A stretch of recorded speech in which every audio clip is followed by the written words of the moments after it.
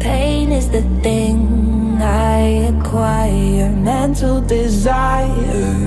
Can someone make it end? Aujourd'hui c'est la deuxième journée où on se retrouve dans ma pièce couture. Enfin j'avais un petit élan de motivation, je sais pas trop ce que ça va donner parce que là c'est principalement des pièces où je dois soit découper, soit finir de décalquer et découper. Et souvent au bout d'une heure je commence à fatiguer. Premièrement j'avais envie de me faire donc le patron Miramas. Je viens de faire mes petites recherches et j'ai découvert donc que c'était une commune en France proche de Marseille. Écoutez, on va dire Miramas parce que dans le sud on a l'habitude de prononcer les consonnes finales. Moi j'avais envie... attendez, je vais peut-être vous sortir le livret. Je vais vous prendre comme ça 5 minutes parce que ce sera plus simple pour moi de vous montrer. En fait, j'avais envie de faire cette version. Quand je dis cette version, ici c'est resserré à la taille. Alors je pense qu'il faudrait que je fasse une longueur de corps comme celle-ci pour que je puisse la rentrer dans le pantalon et que du coup ça fasse un effet blouson comme ça. Je comptais faire donc les manches longues resserrées au poignet. Alors peut-être pas forcément de cette manière-là. Je vais peut-être mettre un élastique pour que ça fasse juste bouffant comme ça. Je sais pas encore trop. Le décolleté, moi je vais pas faire le décolleté le plus plongeant, je vais faire, je pense, un décolleté moins plongeant.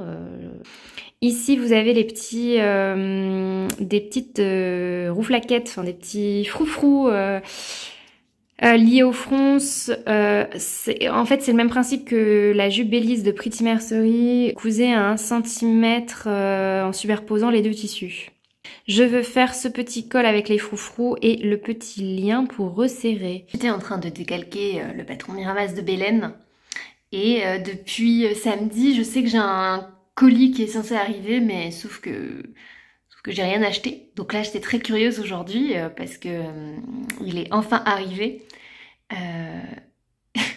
Ce sont les éponges. Elles sont arrivées. Voilà, donc il y a une petite étiquette Ecotex. Je ne sais pas quoi vous dire, parce que n'oublions pas, ces éponges viennent de Chine, donc d'un point de vue éco-responsable, ça n'a aucun sens, ça n'a aucun sens.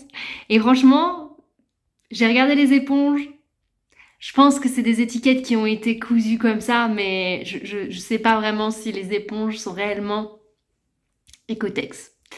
Bon, on va revenir à notre...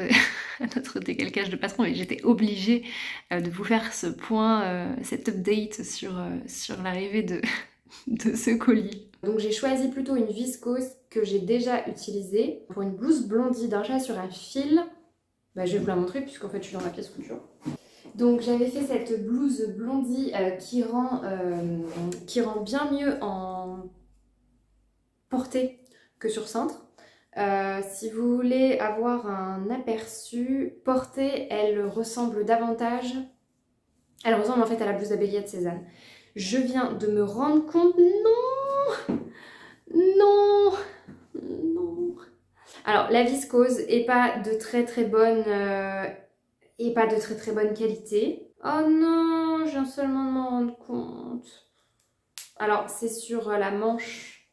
au niveau de la jonction du petit biais. C'est ça que je trouve dommage en couture, c'est que parfois on ne peut pas prévoir la qualité des tissus. Donc ça c'était un tissu que j'avais acheté au marché Saint-Pierre, qui se trouvait aussi à Tissuren. Et je suis déçue parce que parfois on ne retrouve pas la même qualité que les tissus des vêtements de prêt-à-porter. Oh, je suis trop déçue, je suis trop déçue. Bon, au pire, en attendant, je ferai un truc pas très propre, je recoudrai l'endroit où c'est troué et puis voilà. J'ai encore pas mal de ce tissu parce que je l'aimais vraiment beaucoup, mais je pense que le tissage de la viscose est très... je sais pas ce que vous... Vous voyez, on voit un petit peu à travers et en fait, là je peux pas vraiment zoomer plus que ça. En fait, le tissage est assez lâche. De toute façon, même si le tissu n'a pas une qualité extraordinaire, je vais pas le jeter, je le trouve quand même très beau. Et c'est vrai que cette blouse blondie, je l'ai mis un nombre incalculable de fois, elle est passée en machine et tout. Mais c'est quand même pas une raison. Il y a plein de vêtements que j'ai mis un nombre incalculable de fois, que j'ai passé en machine et qui sont toujours en vie après 10 ans. Ça fait partie de mon apprentissage en couture, d'essayer de voir des matières qui se tiennent davantage. Je vais quand même, je pense, faire la blouse Miramas de Belen Paris dans cette viscose parce que je vais pas la laisser dormir. Je pense que ça pourrait faire un rendu très sympa.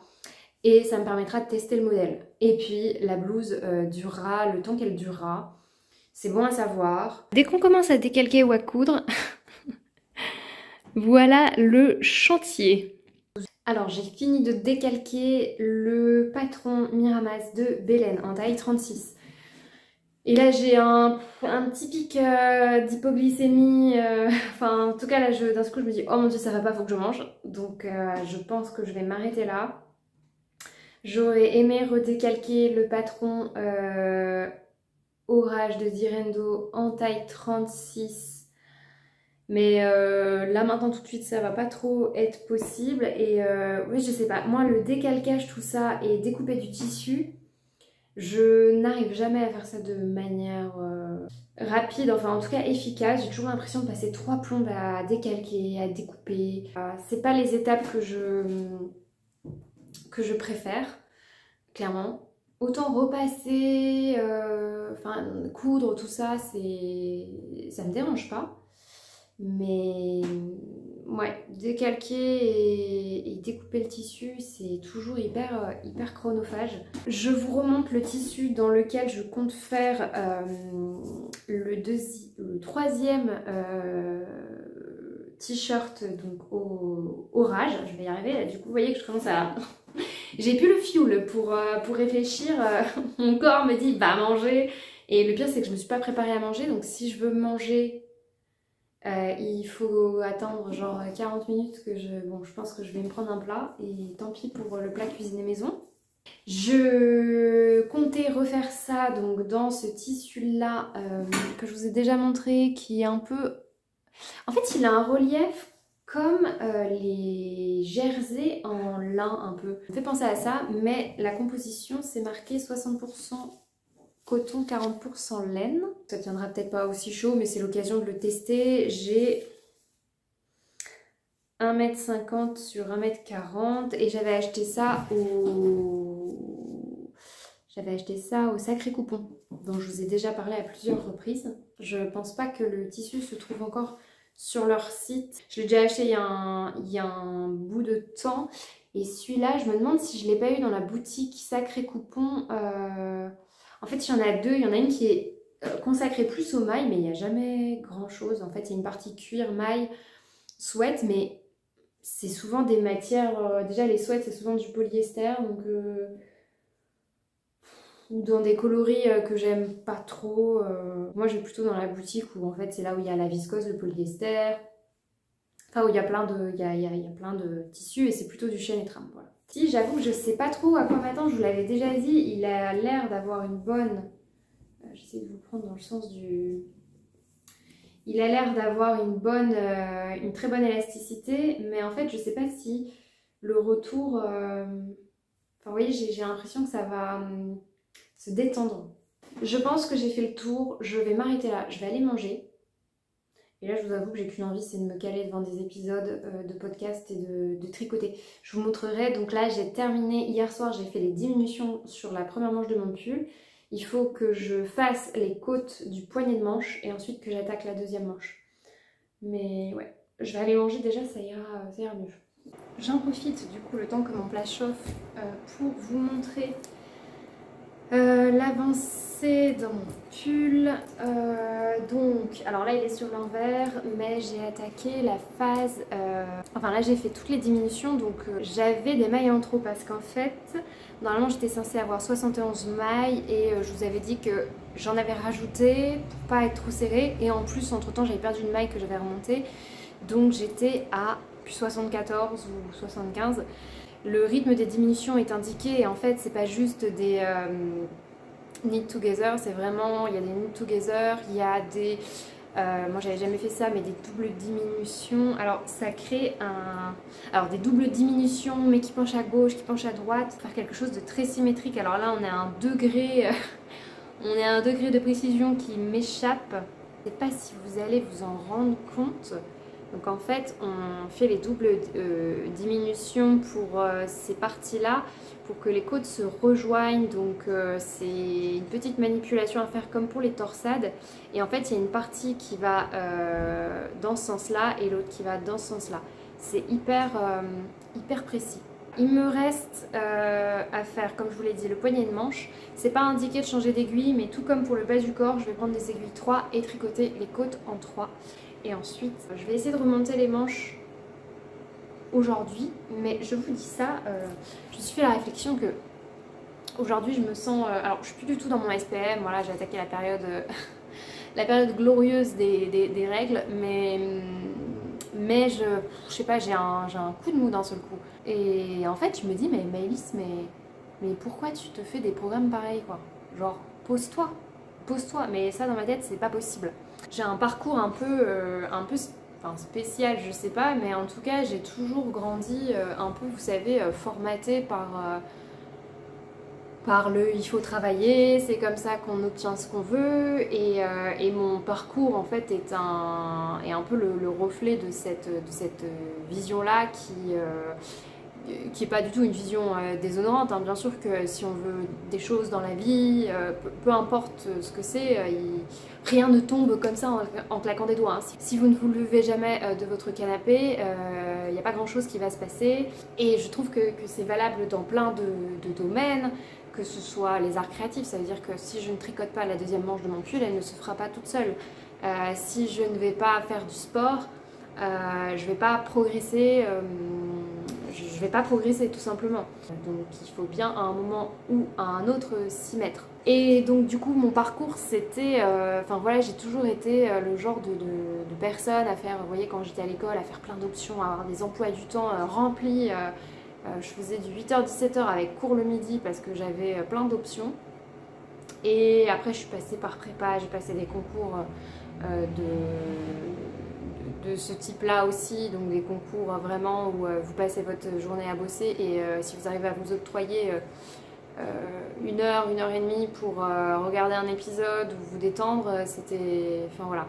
J'ai un espèce de contre-coup de tout ça, où en fait, vous savez, c'est un peu comme l'élastique sur lequel on tire et qui finit par casser, quoi. Bah, une fois qu'il est cassé, on peut pas le remettre. Et la question, enfin c'est pas de remettre ça en cause, parce que ça explique aussi où j'en suis aujourd'hui, mais j'ai tendance à appliquer ça aussi pour plein de domaines dans ma vie, donc même les loisirs créatifs, et je m'en suis d'autant plus rendu compte que j'ai du mal à accepter de me poser et de prendre du temps pour moi. Quand je dis ça, c'est que pour moi,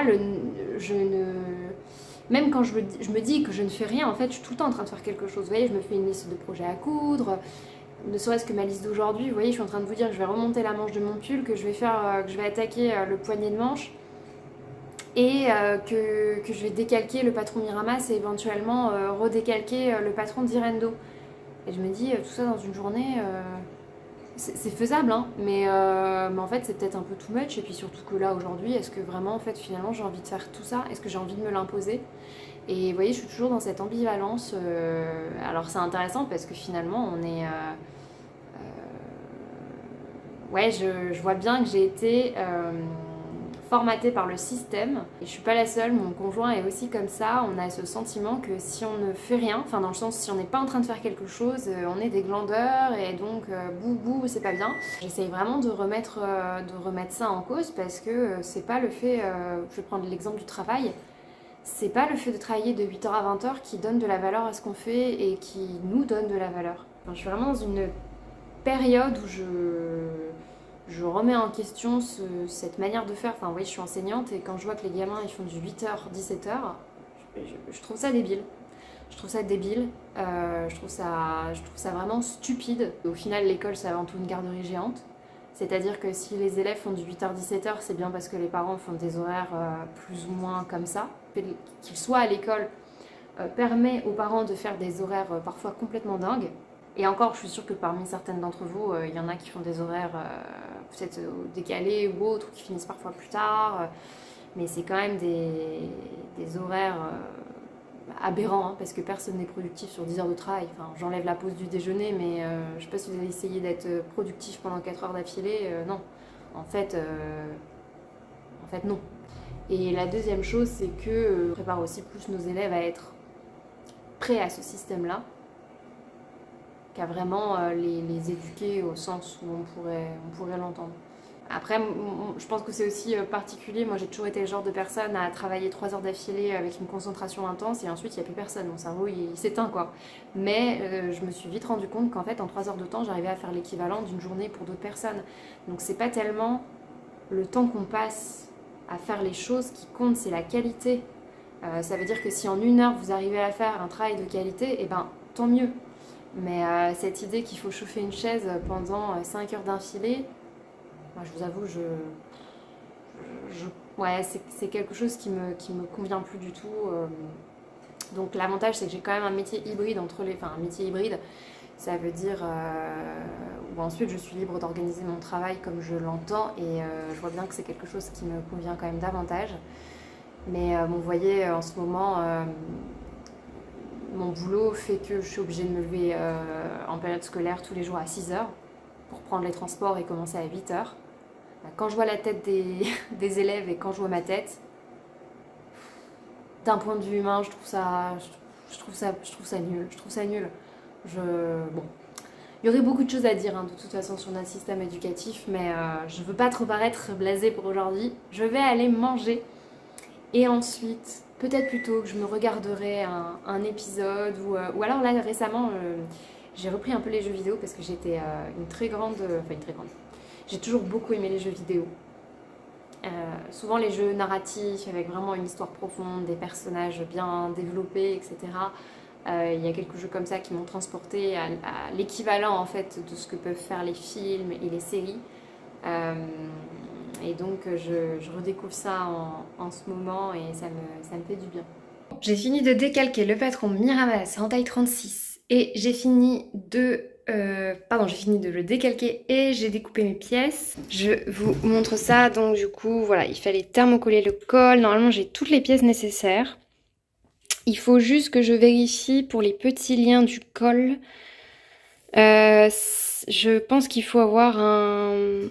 Il faut juste que je vérifie. Normalement, il y a un petit lien qu'on peut mettre pour nouer et moi j'ai envie de le mettre. Et je pense qu'il faut le découper donc dans le tissu et faire un espèce de biais. Mais il me semble pas que c'était noté dans les fournitures, enfin dans le livret. J'avais demandé à Myriam, qui a la marque donc Belen Paris, et je crois qu'elle m'avait donné finalement les mêmes références que une partie qui apparaît. Donc il faut que je reprenne ça.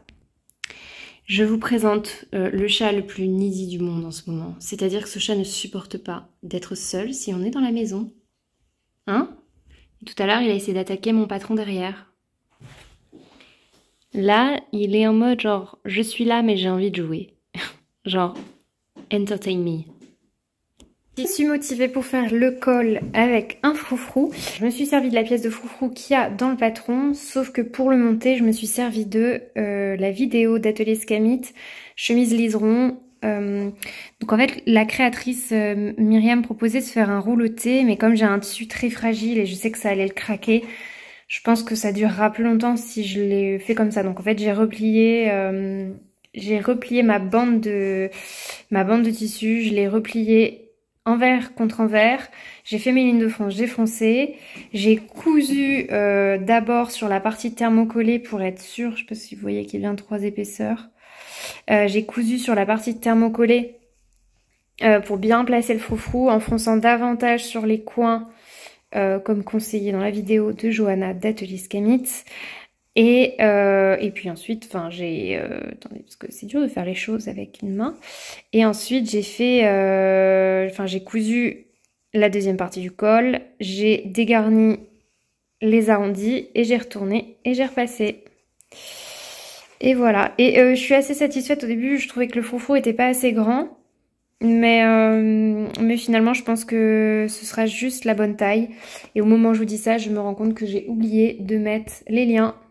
Puisque comme moi je voulais faire les liens, il faut que je les inclue dans la couture. Donc il va falloir que je découse le bord ici pour pouvoir inclure ça. Bon, je vais pas le faire aujourd'hui, je vais m'arrêter là pour le moment.